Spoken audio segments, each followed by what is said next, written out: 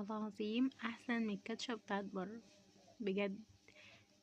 ولا فيها مواد حافظة بقى، ولا ب50 60 جنيه، ولا ب100 جنيه، والازازة بتخلص بسرعة. تعملي منها كميات بقى وتحطيها في التلاجة. تحفة. والله يا جماعة انا مامتي بتعمل عظمة والله العظيم، بجد بتعمل عظمة. لسه جاية من الشغل اصلا، بس عاملة لي ايه؟ حواوشي، بطاطس، الكاتشب طبعا اللي هي عاملاه بجد طعمه تحفة.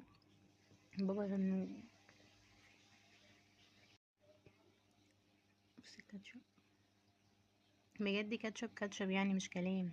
كاتشب احلى كمان من بتاع بره. البطاطس